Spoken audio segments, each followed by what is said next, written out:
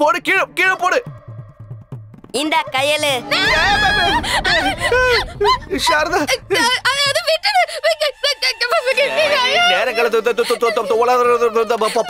பாவு உளறு.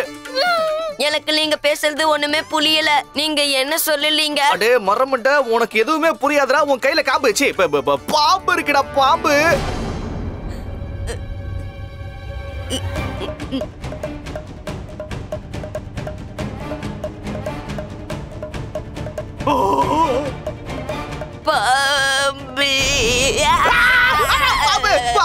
மேல தூக்கி போட்டுட்டானே. விஷப்பாமா இருக்கும்னு நினைக்கிறேன். எழுந்திரி சாரதா, இங்க உட்கார்ந்து இருக்காதமா. பாப்பா மேல வா. ஐயோ அம்மா, அம்மா சீக்கிரம் இந்த பக்கம் ஏறி வந்துருமா. ஏய், நீ என்ன ஊன்னுட்டு இருக்க? அம்மா, அங்க பாம்பு இருக்கு பாருமா, பாம்பு. வந்துரு வந்துரு. பூச்சோ பூச்சோ பூ பூ பூ பூ பூச்சோ.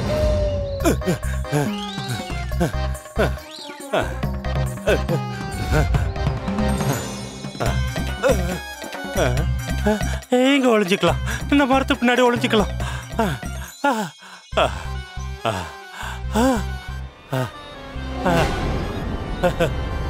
இங்கே வந்துருச்சா?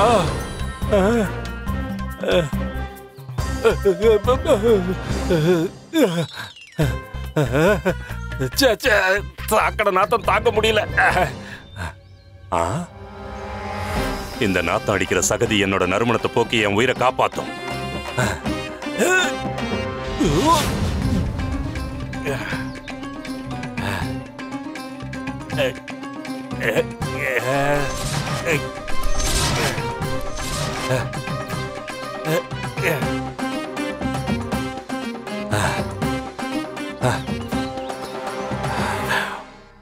பாம்புங்க போயிடுச்சு, நான் தப்பிச்சிட்டேன். பாம்புங்க போயிடுச்சு, நான் தப்பிச்சிட்டேன். பாம்புங்க போயிடுச்சு, இனிமே எந்த கவலையும் இல்ல. ஆமா, நம்ம ராஜபுரோகிதர் எதுக்காக சேத்துல விழுந்து உருண்டுகிட்டு இருக்காரு?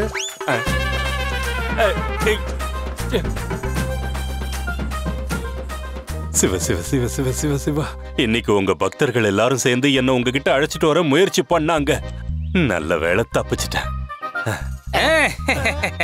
ஏப்பா இந்த பைத்தியக்காரனை எல்லாரும் சுத்தி நின்று பாத்துக்கிட்டு இருக்கீங்க? சரி, ஏதோ பார்த்து சந்தோஷப்படுங்க. எங்க குருஜிய யாராவது இந்த பக்கமா வந்ததை பாத்தீங்களா? டேய் முட்டாளுங்க, எந்திரிக்கிற, உட்காரு உட்காரு. இப்ப எந்திரிச்சு வந்து எங்க மேல உட்கார போறியா நீ? ஓவரா உனக்கு கோபம் வருது? டேய் அறிவு கட்டவனுங்களா, என்னடா இது நம்ம குருஜியோட குரல் மாதிரியே கேக்குது. என்னடா திரு திருன்னு முழிச்சுக்கிட்டு இருக்கீங்க? நான் உங்க முன்னாடி தான் நின்னுகிட்டு இருக்கேன். பக்கத்துல வா. போடாமணி பாயிண்டியா வந்துரு.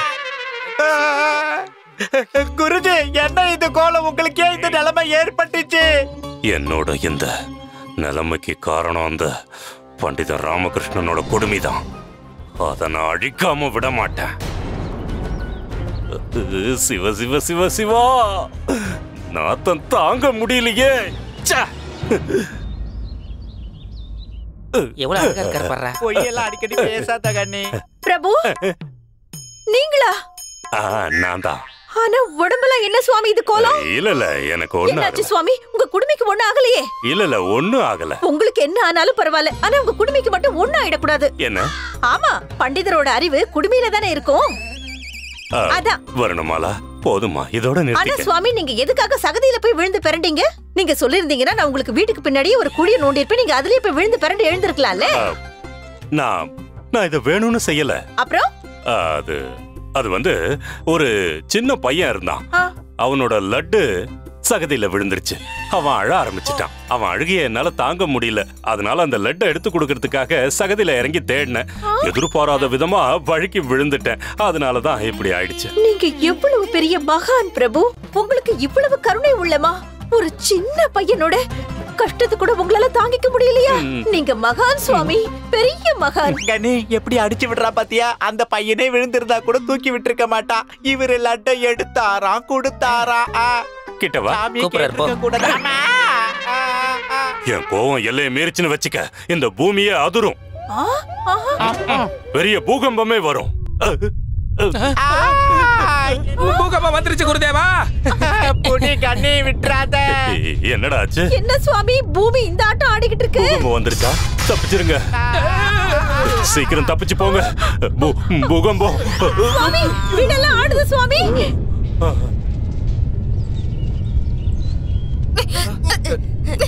என்ன நடக்குதுங்க?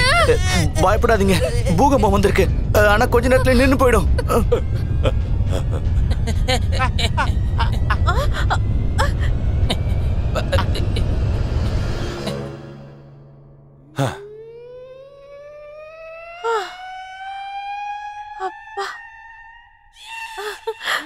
பாத்தீங்களா என்னோட பிரபுவோட சக்தியே? அவரை நீங்க கோபப்படுத்தாதீங்க. என்னுடைய பிரபு ஒரு முறை தன்னுடைய கோபத்தை வெளிப்படுத்தின உடனே இந்த பூமியே அதிர்ந்து போய் பூகம்பமே வந்துருச்சு. சுவாமி, நான் இப்பவே போய் உங்களுக்கு ஆரத்தி எடுக்கிறதுக்கான எல்லா ஏற்பாடுகளையும் பண்றேன். ஏண்டா மணி, ஒருவேளை இந்த கிழவ சொன்னதுனாலதான் பூகம்பம் வந்ததோ என்னவோ தெரியலையே. இப்படி எல்லாம் பேசாத கண்ணி. இவரு சொன்னா குழந்தைங்க கூட கேட்காது. பூகம்பம் கேட்டுருமா? இவெல்லாம் ஒரு ஆளு, இவெல்லாம் ஒரு மண்டை. பூகம்பம் கேட்டுற போது எப்படி முறைக்கிறான்? ஏண்டா மணி, இந்த கிழவ நின்னுகிட்டே நட்டுக்கிட்டானா என்ன? சீக்கிரமா குருதேவா. குருதேவா, குருதேவா, உங்களுக்கு ஒண்ணும் ஆயிடலையே. எதுவும் ஆகலடா. ஆகலையா? நடக்க போறத நாளைக்கு அரசவையில பாருங்க. அந்த பண்டிதன் ராமகிருஷ்ணன் எப்படி தன்னோட குடுமையை காப்பாத்திக்கிறான்னு பார்த்துடுற.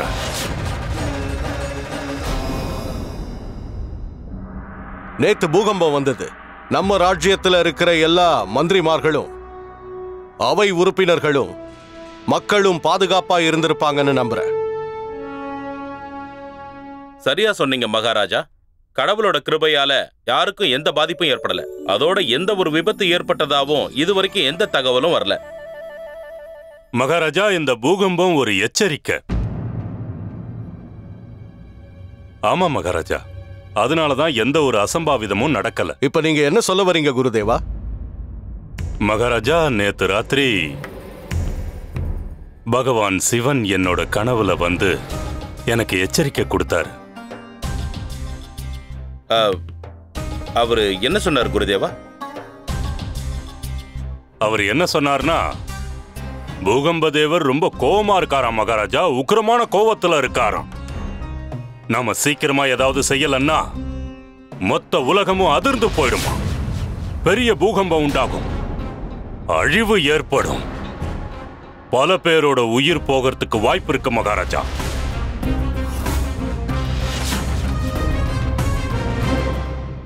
மரியாதைக்குரிய குருதேவா, உங்களுக்கும் கடவுளுக்கும் நேரடியான தொடர்பு இருக்கு. இப்போ இதுக்கு நீங்களே ஒரு யோசனை கொடுங்க. ஆகட்டும் மகாராஜா. மகாராஜா, என்கிட்ட ஒரு யோசனை இருக்கு. யாராவது ஒருத்தரை பலி கொடுக்க வேண்டி இருக்கும். நீங்க என்ன சொல்றீங்க ஆச்சாரியாரே? குருதேவா, நம்முடைய இந்த ராஜ்யத்துல மிருகங்களை பலி கொடுக்கிறது கூட தடை செய்யப்பட்டிருக்குன்னு உங்களுக்கு நல்லாவே தெரியும்ல? தெரியும். அப்படி இருக்கும்போது மனுஷனை பலி கொடுக்கறதுக்கான கேள்வி எங்க இருந்து வந்துச்சு?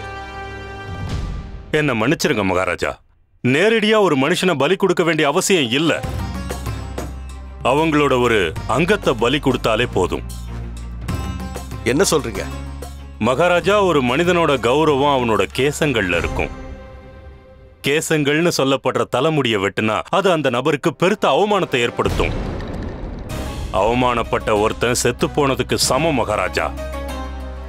உண்மைதான் மகாராஜா. யாராவது கௌரவமான ஒருத்தன் தன்னோட முடிய தியாகம் பண்ணா அது தன்னையே பலி கொடுத்ததா அர்த்தமாகும். முடிய பலி கொடுக்கணுமா? ஆமா மகாராஜா. கேட்கறதுக்கு வேணும்னா இது விசித்திரமானதா இருக்கலாம். நம்மளால அந்த கடவுள்கிட்ட விவாதம் பண்ண முடியுமா சொல்லுங்க? பகவான் சிவனே நேரடியா இந்த யோசனையை சொன்னார் மகாராஜா. ஒருவேளை இந்த தியாகத்தை பண்றதுனால உண்மையிலேயே பூகம்ப தேவர் அமைதி ஆயிட்டார்னா? மகாராஜா, நம்ம ராஜ்யத்துல இருக்கிற ரொம்ப சாதுரியமானவன், புத்திசாலித்தனமா இருக்கிறவன் தன்னோட குடுமைய தியாகம் பண்ணியே ஆகணும்.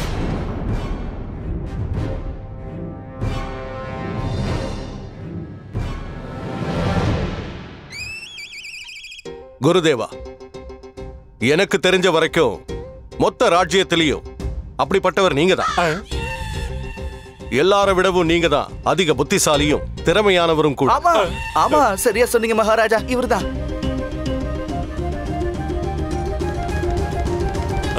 சரி மகாராஜா, இதுக்காக நான் ரொம்பவே பெருமைப்படுறேன். ஆனா மகாராஜா,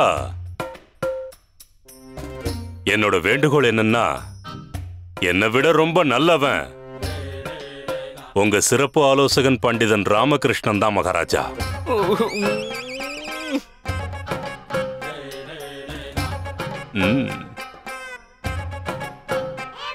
கதை முடிஞ்சதுன்னு நினைக்கிறேன். நான் தான் சொன்னல, எனக்கு கொஞ்ச நேரம் சரியில்லைன்னு. நான் பயந்த மாதிரியே நடந்துருச்சு.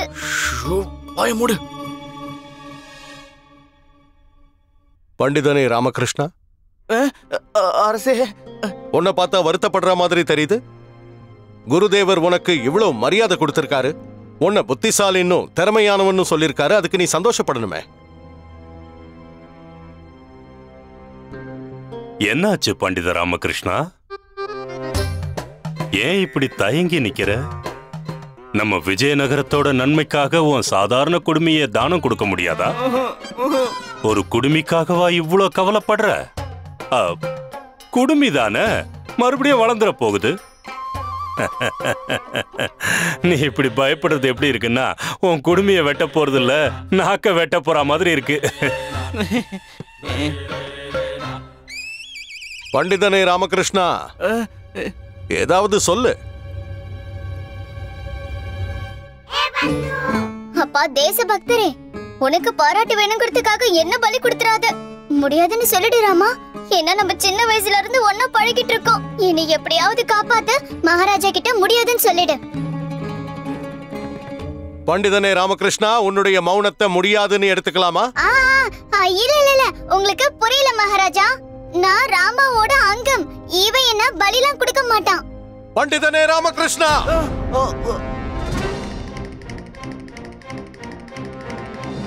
மகாராஜா, விஜயநகரத்துடைய நன்மைக்காக நான் என்னோட உயிரையை கொடுக்க தயாராக இருக்கேன். அப்படி இருக்கிறப்போ இவரு கேக்குறது வெறும் என்னோட குடுமி தானே.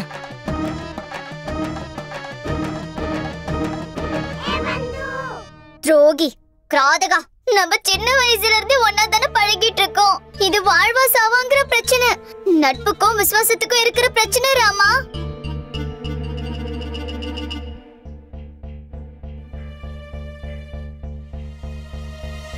மகாராஜா, நான் என்னோட குடுமைய பலி கொடுக்கறதுக்கு தயாரா இருக்கேன்.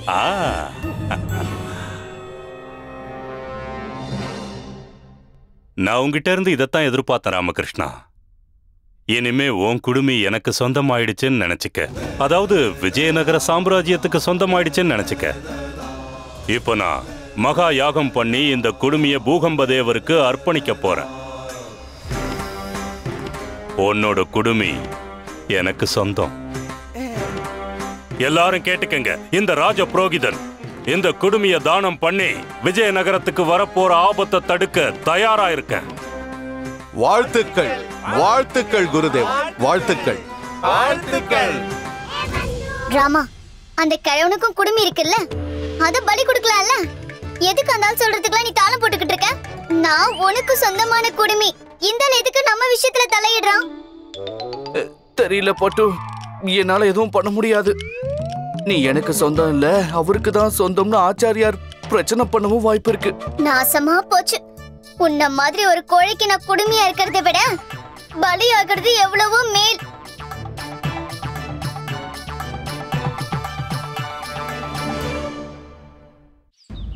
பண்டிதர் ராமகிருஷ்ணா அவர்கள் வாழ்க! பண்டிதர் ராமகிருஷ்ணா அவர்கள் வாழ்க! பண்டிதர் ராமகிருஷ்ணன் அவர்கள் வாழ்க! என்ன இது கோமாளித்தனமா கால துணி எல்லாம் கட்டி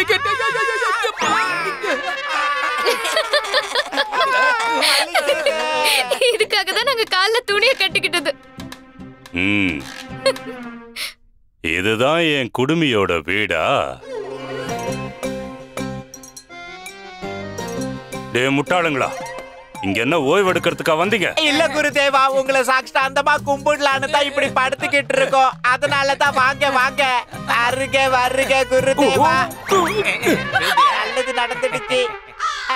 ஐயோ யாருது? அடடா, ஆச்சாரியரே வணக்கம்ங்க. வணக்கம் ஐயா, எந்திரிங்க. வணக்கம் வணக்கம். ஆமா ராமகிருஷ்ணா, ராஜகுரு, அறையில ஏதாவது எண்ணெய கொட்டிட்டியா என்ன? இந்த கேள்விக்கான பதில என் மனைவியால தான் சொல்ல முடியுங்க. தேவி சாரதா, எடுத்துக்கங்க. என்ன சொல்றீங்க நீங்க? இந்த ராஜ புரோகிதன் தாத்தாச்சாரியார் தரையில இருக்கிற எண்ணெய தொடச்சு எடுக்கணுமா? இல்ல இல்ல, நறுமணத்தோட சந்தோஷத்தை எடுத்துக்கங்க. நல்ல வாசனையா இருக்கணும்னு நான் தரையில எண்ணெயை போட்டு தொடச்சிருக்கேன்.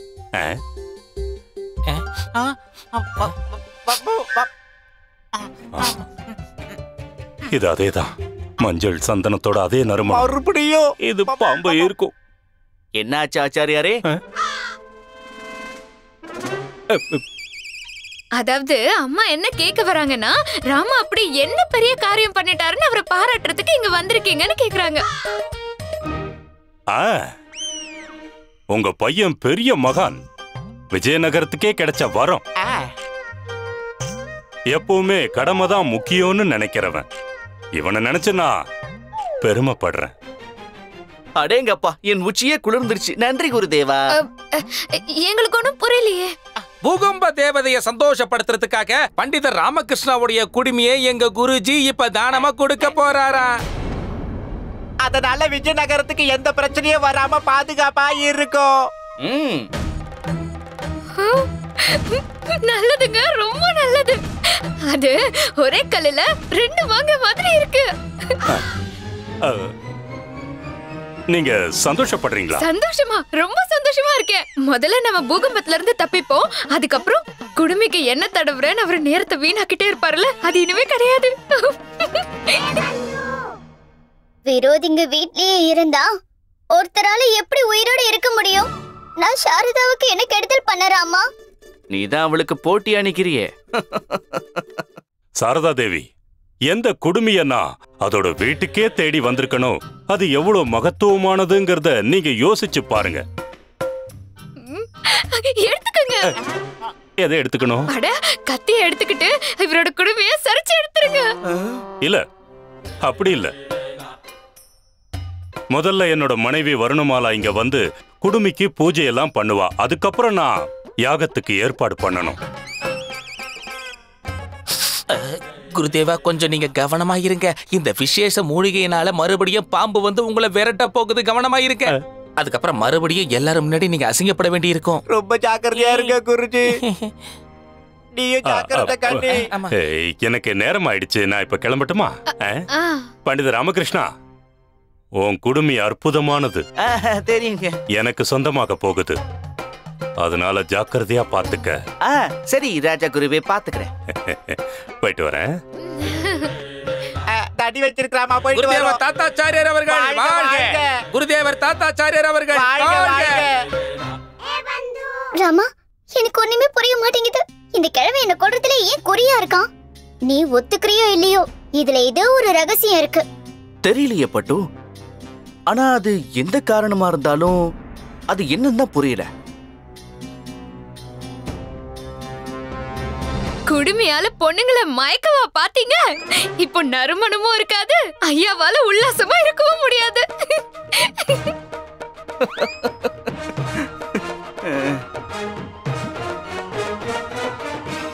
பாத்தியாடமணி, இந்த கிழவர் ரொம்ப நாளைக்கு அப்புறமா ரொம்ப சந்தோஷமா இருக்கா. எனக்கு இந்த கிழமை அழும்போது தாண்டா ரொம்ப சந்தோஷமா இருக்கும்.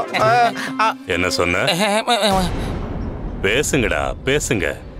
இன்னும் எவ்வளவு கேவலமா பேச முடியுமோ பேசுங்க. நல்ல வாய்ப்பு. பண்டிதன் ராமகிருஷ்ணன் வருத்தப்படுறத பார்த்து நான் இன்னைக்கு ரொம்ப சந்தோஷமா இருக்கேன். இல்ல குருதேவா, நீங்க தப்பா நினைச்சுக்கிட்டீங்க. நான் மணிகிட்ட என்ன தெரியுமா சொன்னேன்? சௌதாமணி கூட இருக்கும்போது தான் குருதேவர் சந்தோஷமா இருப்பாருன்னு. ஆஹா, சௌதாமணி. சௌதாமணி கிட்ட போய் நான் என்னோட சந்தோஷத்தை ரெட்டிப்பாக்கிக்க போறேன். தயாராரு சௌதாமணி, நான் வந்துகிட்டே இருக்கேன்.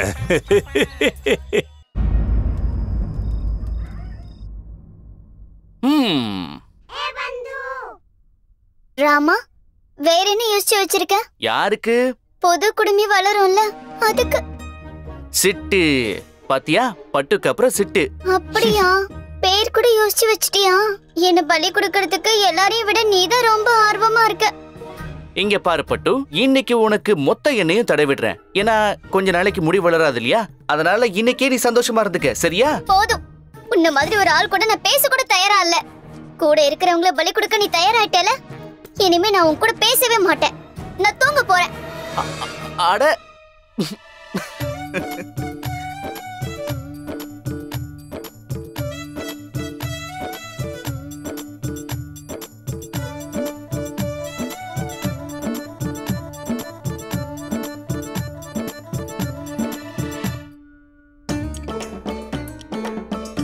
பட்டு, ஓ ராமா அவ்வளவு சுலபமா தோல்வியை ஒத்துப்பான்னு நினைச்சிட்டியா என்ன?